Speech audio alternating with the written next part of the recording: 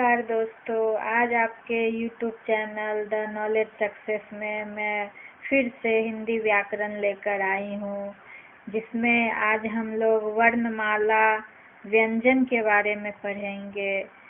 जैसा कि हम लोग जानते हैं, हिंदी व्याकरण सभी परीक्षा में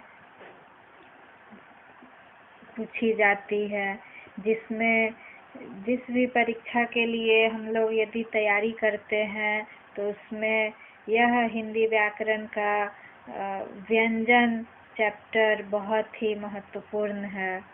इसलिए आइए दोस्तों, सबसे पहले हम लोग व्यंजन की परिभाषा के बारे में जानते हैं कि व्यंजन जिनका उच्चारण स्वर की सहायता से किया जाता है उसे व्यंजन कहते हैं।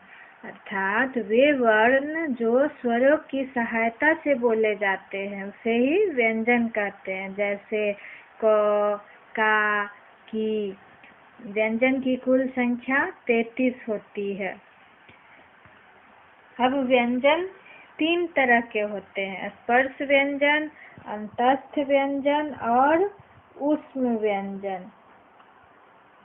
स्पर्श व्यंजन में जिन वर्णों का उच्चारण कंठ, ओठ, जिह्वा आदि के स्पर्श से होता है उसे हम स्पर्श व्यंजन कहते हैं। कंठ से जैसे हो गया क, ख, ग, घ, अंग, ये सब कंठ से उच्चारण किया जाता है, यानी कवर्ग। तालु से हो गया च, छ, ज, झ, य, चवर्ग। इसका उच्चारण तालु से होता है। अब टवर्ग, ट, ठ, ड, ढ, ड़, यह सब टवर्ग के अंतर्गत आता है, जिसका उच्चारण मूर्धन्य से किया जाता है। अब तवर्ग, तवर्ग का उच्चारण किया जाता है दोस्तों दंत से, त, थ, द, ध, न। अब पवर्ग, पवर्ग का उच्चारण ओष्ठ से किया जाता है, जैसे प, फ, ब, भ, म। तो इस तरह क से म तक या क, च, ट, त, प भी कहते हैं।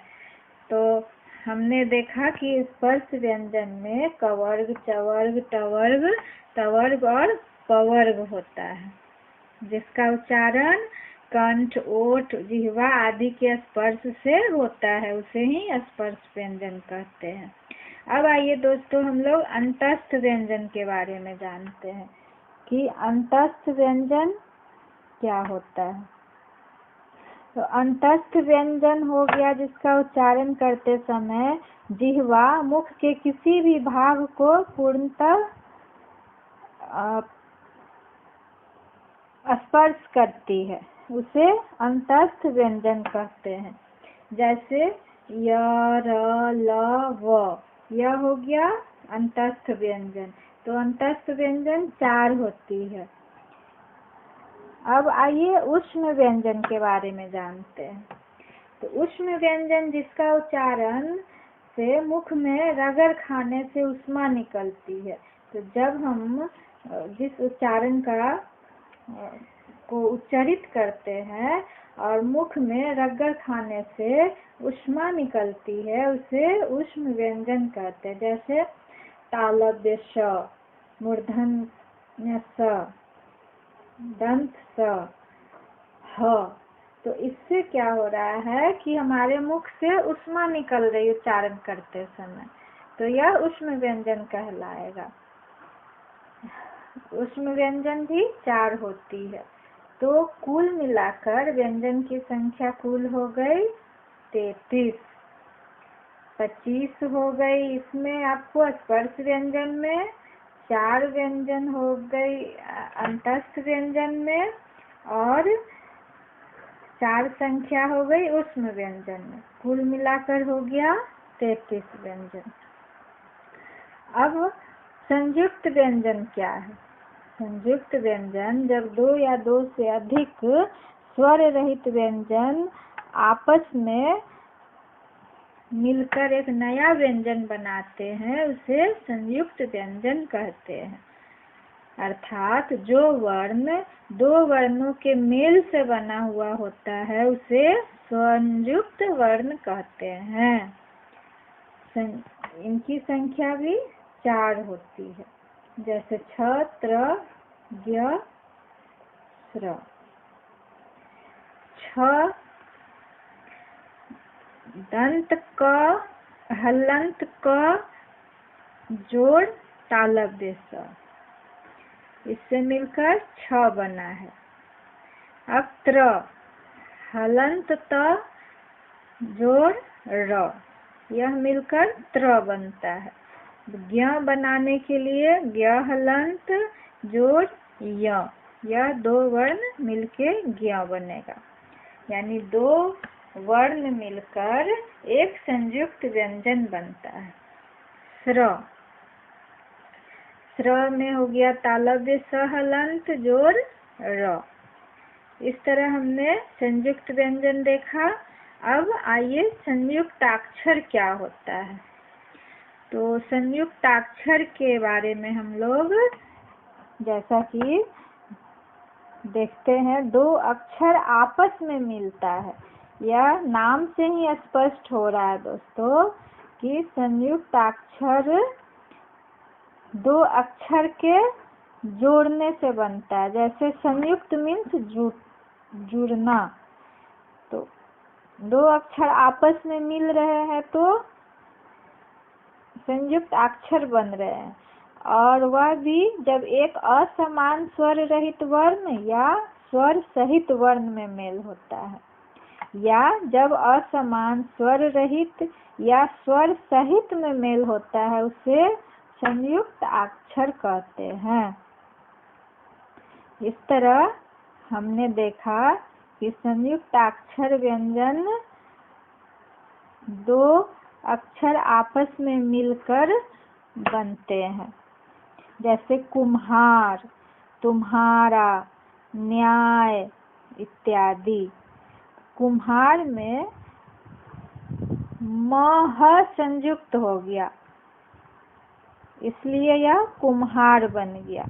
तुम्हारा में म ह संयुक्त है तो तुम्हारा बन गया, और न्याय में न य संयुक्त है, न्याय में न य संयुक्त है इसलिए न्याय बन गया। तो इस तरह हम लोगों ने देखा संयुक्त अक्षर क्या है। अब द्रवित व्यंजन के बारे में देखते हैं। द्रवित व्यंजन जब एक स्वर रहित व्यंजन का समान स्वर सहित व्यंजन में मेल होता है उसे द्रवित व्यंजन कहते हैं। जैसे दिल्ली, दिल्ली, सम्मान, कच्चा इत्यादि। यानी इसमें स्वर एक स्वर रहित व्यंजन है और समान ही स्वर सहित व्यंजन में मेल हो रहा है, इसलिए यह द्रवित व्यंजन कहलाया। जैसा कि उदाहरण से ही स्पष्ट हो रहा है, ल संयुक्त दिल्ली। अब अयोगवाह, जिनकी गणना न तो स्वर में होती है और न ही व्यंजन में होती है, उसे अयोगवाह कहते हैं। जैसे उदाहरण के लिए विसर्ग, अनुस्वार, विसर्ग, अनुस्वार, यह हो गया अयोगवाह। अब उच्छिप्त वर्ण, जिनका उच्चारण झटके के साथ बाहर आता है उसे उच्छिप्त वर्ण कहते हैं। जैसे र, ढ, अर्थात उच्छिप्त मीन्स हो गया, उच्छिप्त का अर्थ फेंका हुआ। जिन वर्णों का उच्चारण करते समय जिह्वा झटके से नीचे की ओर गिरती है उसे ही उच्छिप्त व्यंजन कहते हैं। जैसे र, ढ, तो ढ का उच्चारण करते हुए दोस्तों जिह्वा झटके से नीचे की ओर गिर रही है। अब आइए पार्श्विक क्या है।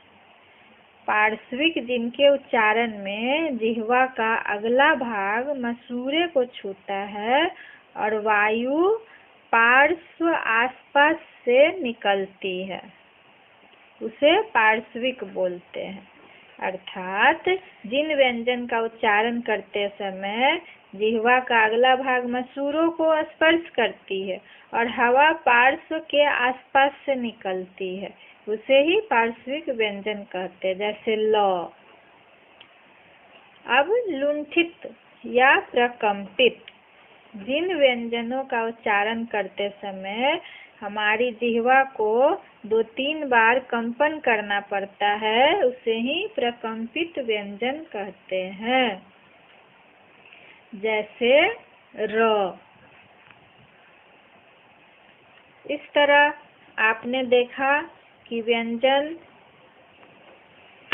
का किस तरह से विस्तार से वर्णन किया गया है। तो दोस्तों, यदि हमारा चैनल पसंद आया हो तो इसे सब्सक्राइब, लाइक और शेयर ज़रूर करें, और इसका PDF भी हमारे टेलीग्राम चैनल पर निःशुल्क उपलब्ध है।